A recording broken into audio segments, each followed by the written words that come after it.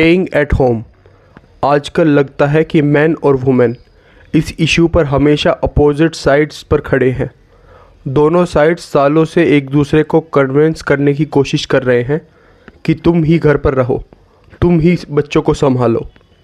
Conservative man को trade wife चाहिए होती है, मतलब वो वुमेन जो घर पर रहे, सिंपल लाइफ जिए, बेकिंग करे, खाना बनाए, कपड़े साफ़ करे, घर साफ़ करे और बच्चों को रेज़ करे।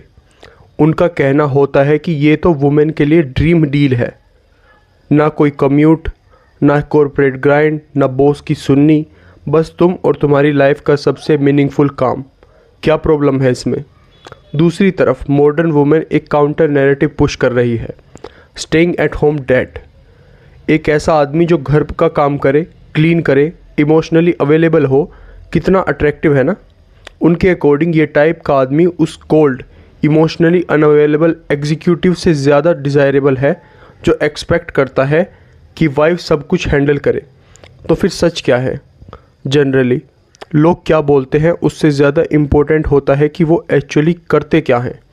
और ऑनेस्टली अगर घर पर रहना इतना ही अमेजिंग होता तो मैन और वुमेन दोनों खुद इस अपॉर्चुनिटी के लिए लड़ रहे होते। पर रियलिटी क्या है? दोनों एक दूसरे को पुश कर रहे हैं कि तुम करो। तो शायद सच ये है कि neither man nor women actually find staying at home with kids that attractive. और ये काफ़ी कुछ एक्सप्लेन करता है मॉडर्न फैमिली सिस्टम के बारे में। सिंपल बात, कोई करना नहीं चाहता और शायद, बस शायद इसलिए क्योंकि ये उतना मीनिंगफुल या ग्लैमरस नहीं है जितना दोनों साइड्स दिखाती हैं। चलो रियलिस्टिक बात करते हैं।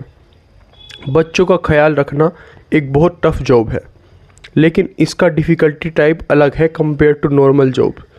पहले 6 से 12 मंथ फिज़िकली और इमोशनली ड्रेनिंग होते हैं, स्लीपलेस नाइट्स, कॉन्स्टेंट अटेंशन।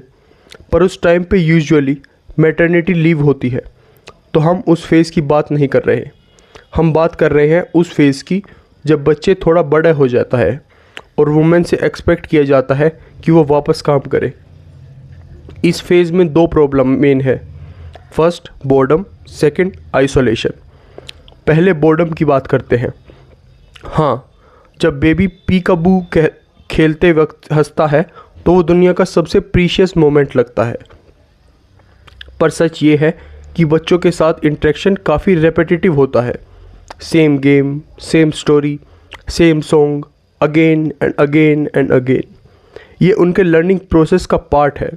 पर तुम इमेजिन करो पूरा दिन, महीने, साल एक ऐसे इंसान के साथ जो अभी डेवलप हो रहा है, जिसमें डेप्थ या न्यूएंस नहीं है, इंटेलेक्चुअली स्टिमुलेटिंग नहीं है, नॉट रियली, इमोशनली फुलफिलिंग, बहुत लिमिटेड। और शायद इसी वजह से आजकल पेरेंट्स बच्चों को अर्ली डे केयर भेजने लगते हैं 1 साल से पहले ही। अब बात करते हैं सेकेंड फेज़ की, आइसोलेशन। पहले ऐसा नहीं था। क्यों? 2 रीज़न। फैमिलीज़ बड़ी होती थी, ज़्यादा बच्चे होते थे तो केयर गिविंग शेयर हो जाता था सिबलिंग्स के बीच में।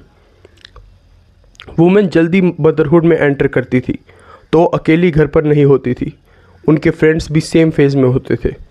वो मिलती थी, बात करती थी, हंसती थी, चाइल्ड केयर शेयर करती थी। आजकल क्या हो रहा है?